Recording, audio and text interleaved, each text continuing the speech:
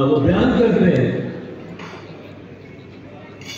جاؤدین صاحب نے بڑا احسان کیا ہے ہمارے سارے معاشرے اور بالخصوص لٹریری ادبی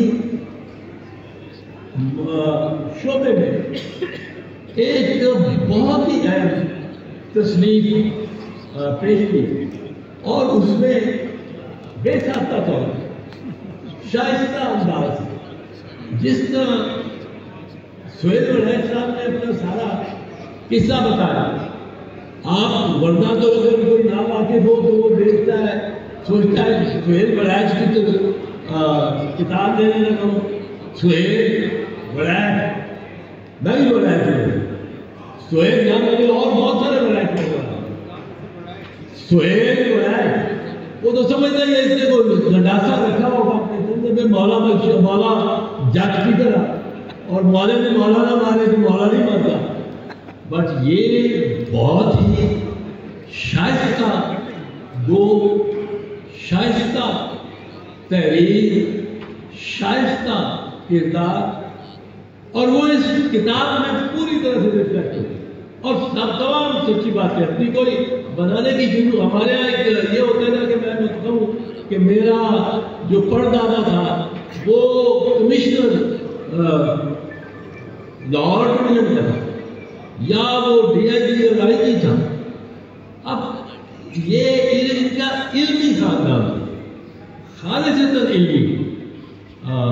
والدہ بھی پڑھاتی تھی، اور چچا ماموں جتنے نام انہوں نے دیے وہ اتنا علم پورے شہر میں نہیں ہوتا جو ان کے گھرانے میں تھا. اور اس زمانے میں 1936-35 کے زمانے میں تو بالکل ہی ایسا کوئی لیکن اس میں جو جب آپ پڑھتے ہیں اس کا بڑا خوبصورت انداز ہے کتاب. اور کتاب اس لیے بھی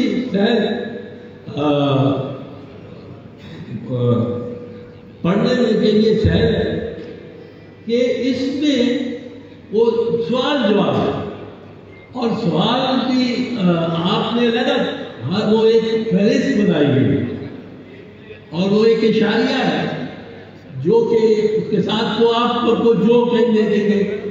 نفس آ گیا مارکسزم کا، تو مارکس میں آپ نے 2-3 چیپٹر اور اس سے کچھ حاصل کر لیا.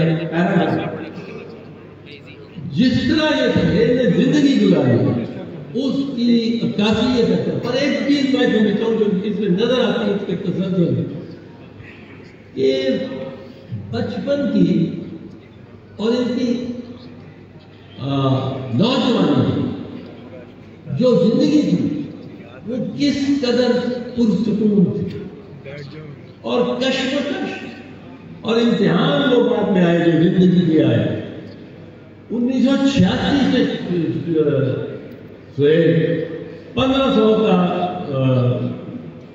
ماہانہ تنخواہ ہے، اور 1500 کے زمانے میں بہت ہوتی تھی. 1986 کی 1.5 لاکھ کی ہوگی کہ مطلب شارٹ لائن اس کو جتنا بڑا ہوا ہے اس سے بڑی. یہ 1986 سے جنگ کے ادارے کے ساتھ پہنچے. یہ ایک استقامت کی نشانی ہے. طبیعت میں استقامت، طبیعت میں استحکام، طبیعت میں برفباری ہے. یہ سب اس سے نکلتا ہے اور بڑا خوب بیان کیا جائے. اور آج کی جو کشمکش ہے وہ بھی بیان ہے.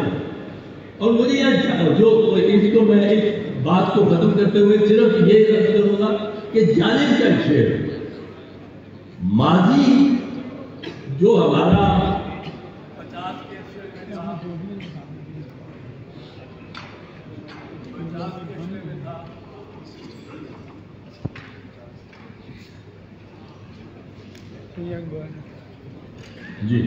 50 کے عشرے میں تھا یا 60 کے عشرے میں تھا، سکون تھا.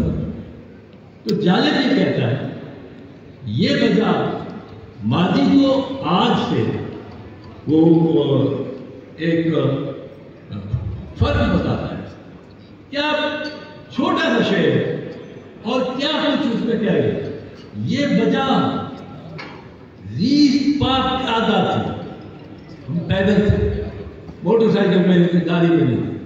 یہ وجہ ریس پاک پیادہ تھی, دھوپ سے چھاؤں تو زیادہ تھی. یہ سوامی مغنی میں بھی نظر آتا کہ کس طرح ہماری سارے معاشرے کی پیچیدگیاں بڑھتی گئی. ایک جگہ لکھتے ہیں, اور اس بات کو میں ذرا ایک ایمفسائز کرنا چاہتا ہوں. ایک جگہ لکھتے ہیں کہ عید پہ میں کھانے کس طرح پکواتا تھا, میٹھا, اور پھر میں وہ کھا کے کچھ چلا جاتا تھا عید کی نماز پڑھنے, اور خاص کھانا پکواتا تھا.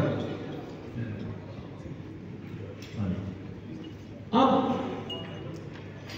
اصل میں ہم ایک بڑی بدقسمت قوم, اور ہم جو ہماری جنریشن پیڑھی ہے یہ سب سے زیادہ ذمہ دار ہے. ہم نے کھانے کا یہ خیال رکھا ہوا ہے کہ اس ملک پہ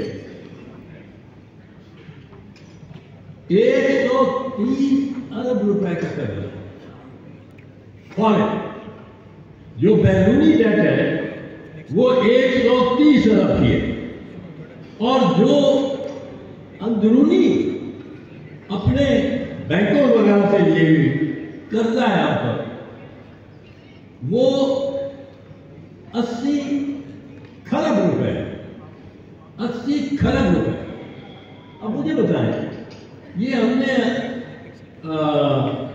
80 کھرب اور 130 ارب ڈالر, ہم 1 ارب ڈالر کے لیے طرف سے پھر رہے ہیں. IMF کے آگے سر مسجود ہے کہ 1 ارب دے دو, 1 ارب دے دو.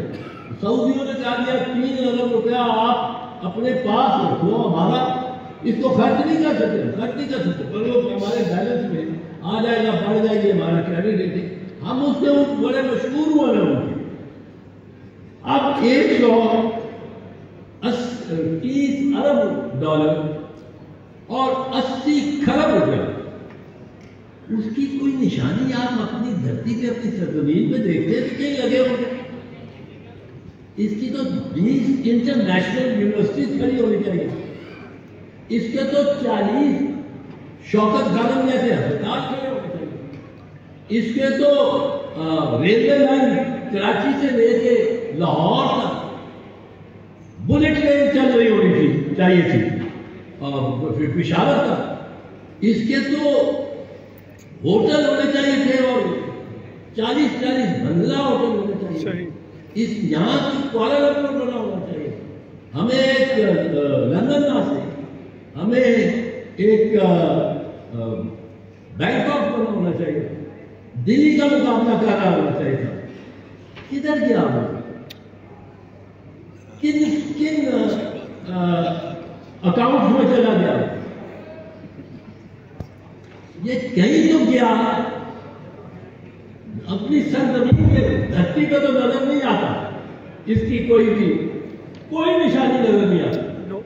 اور کھاتوں میں ہم اتنے مقروض ہیں کہ بن زبین کا کھاتوں میں جتنے مقروض ہیں, میں آپ سے وہ عرض کرنا چاہتا ہوں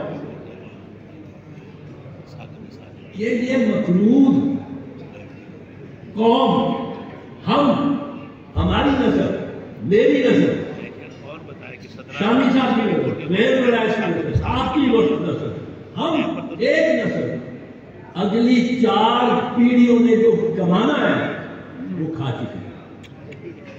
کوئی قرضے کو ہم سمجھتے ہیں کہ 4.5% وہ جی ڈی پی سے کا ڈیٹ ریشو ہو جائے تو وہ کیا, وہ زیادہ اس میں بہت زیادہ خسارہ ہو گیا, خسارہ زیادہ ہو, اس کو کام کرو, اور بھائی صاحب سوچو 120 بلین ڈالر اور 80 کھرب روپیہ, ٹریلین روپے ہم کھا چکے सकते, हमने डकार नहीं मारा, हमारे बच्चों ने वो अदा करना, 4 नस्लें और पीढ़ियां अदा करती रहेंगी तो नहीं होगा अदा। हमारी अगली नस्ल जो है हमारी, मैं बदकिस्मती से मैं कहता हूँ बड़े अच्छे लोग हैं, मेरे बच्चे बड़े अच्छे हैं, मुझे बहुत प्यार करते हैं, मेरे सामने, पर वो भी हमारी तरह ही हो गए। आप रेस्टोरेंट में जाए, आपको जगह नहीं मिलती, जितनी बड़ी रेस्टोरेंट है वो आधे आधे घंटे की बुकिंग देते हैं आप। ये लाहौर है, लोग खा रहे हैं और इतना छोड़ रहे हैं। चीन में क्या है, 1961 में ये करातुरा भाइयों में बनना था जब पाकिस्तान के सीनियर मोस्ट इंजीनियर और चीन के सीनियर मोस्ट इंजीनियर ये गुजरात पास में मिले। वहां 4-5 दिन इन्होंने डिस्कशन की। वहां गर्मियों में भी दिन के वक्त नुक्ता इंजमात से कम रहता है टेम्परेचर। वहां हमारे लोग जो थे, हमारे इंजीनियर, उनके साथ 3 जीपें गई, खाने लगे बिरयानियां, आलू गोश्त, साग गोश्त, वो हर किस्म की हरीसे। अब जो चीनी थे वो क्या, चाय के कई किस्म की पत्तियां, और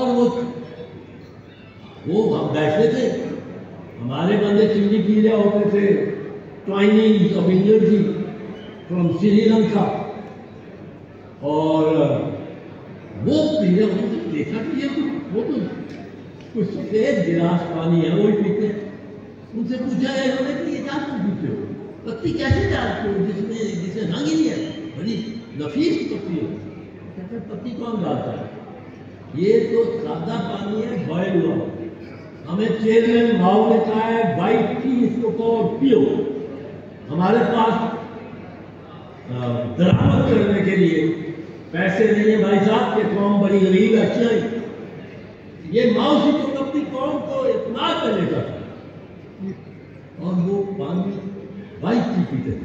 यहाँ चले निकाल के हॉट पॉट्स में से 3 जीपों पे लगा हुआ खाना उनके साथ। अब वो वहां वो करते थे, वो वाइट राइस 3 दफा दिन में वाइट राइस उबले हुए चावल, उनमें वो जो भी मसाला छिड़क रहे जिस किस्म का, वो 5-10 उनके पास मसाले, वो उसका जायका बदल। अब ये कौन 1990 में मैं आ गया थी, मैं इंटीरियर मिनिस्टर था, मुझे इंटीरियर मिनिस्टर ने रिसीव किया, उसका मैं मेहमान था। और वो कम्युनिस्ट चाइना थी, उसमें इंटीरियर मिनिस्टर चाइना का नंबर 2 पावरफुल मैन, नंबर 2, और उसकी जाओ जलाल नजर आता था, जिस तरह उसके फौज सारी आगे पीछे, वो मेरे भी आगे पीछे चलती थी। मैं भी अपने आप को बहुत समझना शुरू हो गया, जिस तरह ये अनवारुल्लाह खान अपने आप को वाकई प्राइम मिनिस्टर समझना शुरू हो गया, तो वो वाकई समझना शुरू हो गया। मैं आपको तो बताऊँ, कोई कसूर नहीं है, ये सिस्टम ही ऐसा है, पर वो अपने आप वाकई समझता कि मैं प्राइम मिनिस्टर हूँ और मैं बड़ा जो कुछ करके जाऊँगा वो कौम उसमें बहुत तरक्की करेगा। अब मैं मुख्तसर अर्ज करना चाहता हूँ, ये कर्ज वो उन्होंने कहा कि हम नहीं, मैं 1990 में जान गया तो हमारे लिए, मेरे लिए तो एक कॉन्वॉय था गाड़ियों का, तो 10 या 12 गाड़ियों की आगे पीछे, और बीजिंग में हम गए, पहले एयरपोर्ट से मेरे साथ बैठा था, मैंने देखा कोई कार ही नहीं, कोई कार नहीं, मार्क्सवाई हमारे साइकिल ही साइकिल, हजारों नहीं लाखों साइकिल ही साइकिल, एक किस्म का कपड़ा पहना हुआ माओ सूट भी होता था, और साइकिल ही साइकिल। और साइकिल जब हमारे लिए, हम यूं जा रहे हैं तो ये साइकिल इधर से आ रही है, इनको रोक के ड्रॉप कर दिया, उधर साइकिल जो खड़े होते थे तो 40 साइकिल, इससे ज्यादा ब्रॉड सके बन गए। अब वो 40 साइकिल इस तरह खड़े होते थे कि जिस तरह ये कालीन की है, वो आप एक पहिया देखते थे अगर बीच में से 1 इंच आगे नहीं 1 इंच पीछे, किसी में कोई उस डिसिप्लिन को, उस लाइन तोड़ने का कोई। और आज चीन जो एक कार नहीं बनाता था 1990 में, आज चीन दुनिया की सबसे बड़े कार मैन्युफैक्चरिंग कंट्री। ये उन्होंने पेट अपने पे पत्थर बांधा और अगली नस्लों को ये वसीयत करके गए कि ये हमारा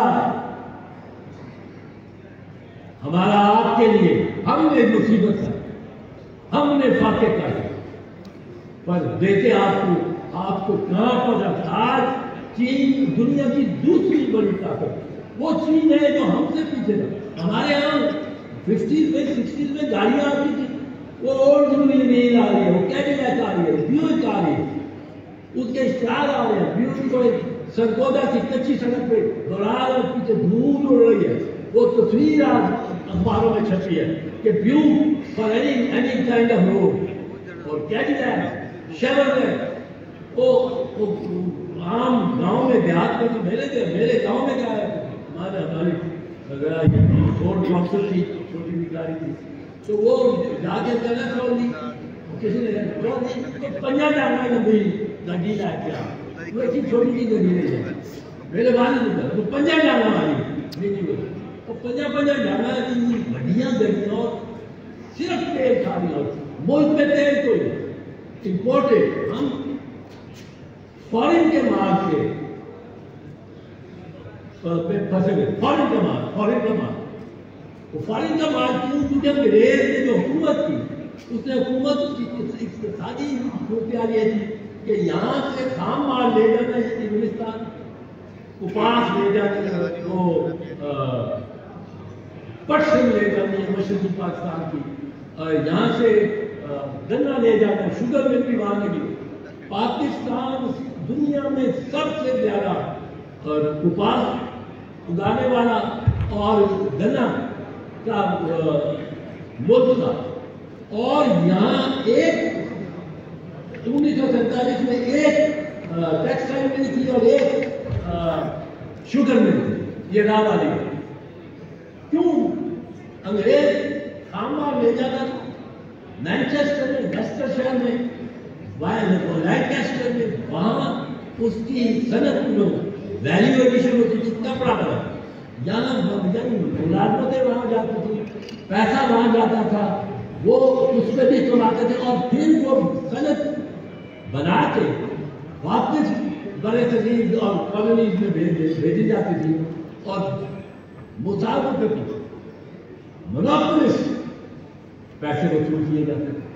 आपको पता है कि बंगाल के जो जुलाई के उनके ऊंचे काट दिए थे, वो मरना बता।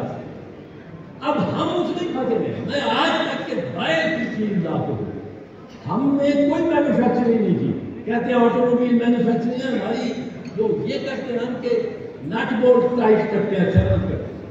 अब ये हमारा विरसा हमने अपने बच्चों को दिया, लेकिन क्या विरसा दे रहे हैं कभी सोचो। आज मेरा ख्याल था ज्यादा बात इसलिए होगी, क्या विरसा दे रहे हैं गजा के नौजवान, क्या इकदार छोड़ के जा रहे हैं गजा के शहीद।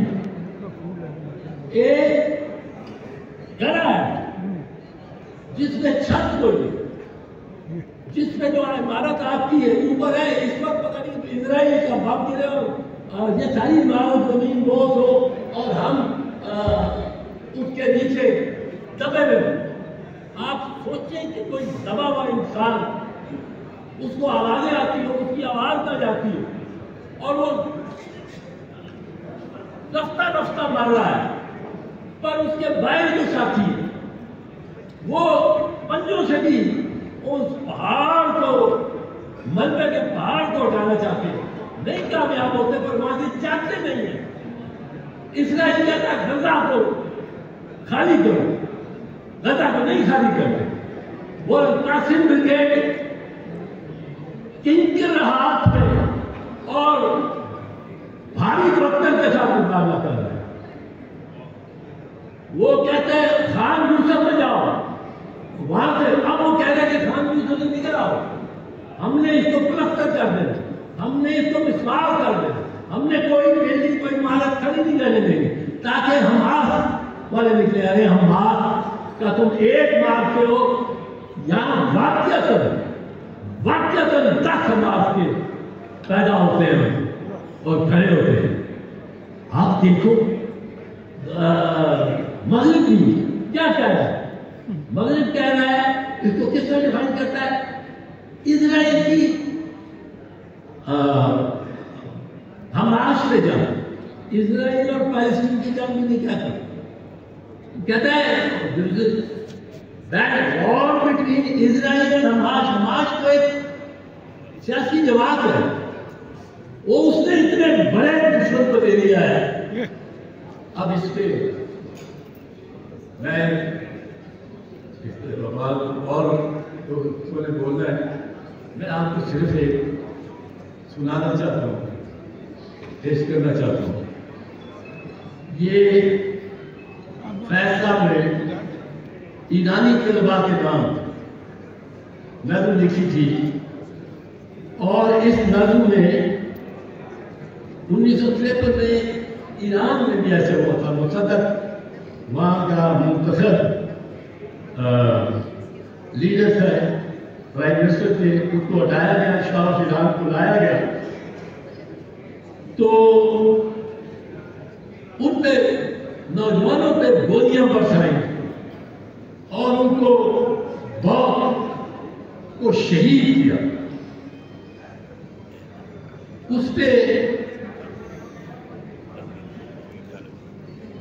فیصلہ نے کہا ایرانی طلباء کے نام، اب یہ غزہ کے نوجوان دیکھ جو آپ وہ کھڑے ہیں، وہ بھاگ رہے ہیں، لاشوں کو اٹھا رہے ہیں، ان کو پانی نہیں ہے ملتا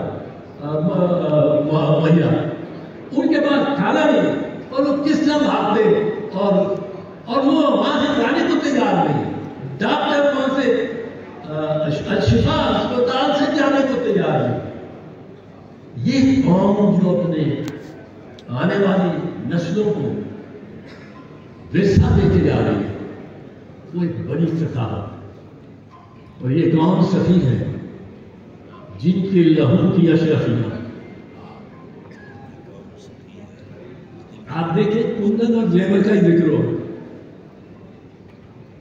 یہ قوم سخی ہے جن کے لہو کی اشرفیاں چھن چھن چھن چھن دھرتی کے پہم پیاسے کشکول میں گھرتی جاتی ہیں، کشکول کو بھرتی جاتی ہے۔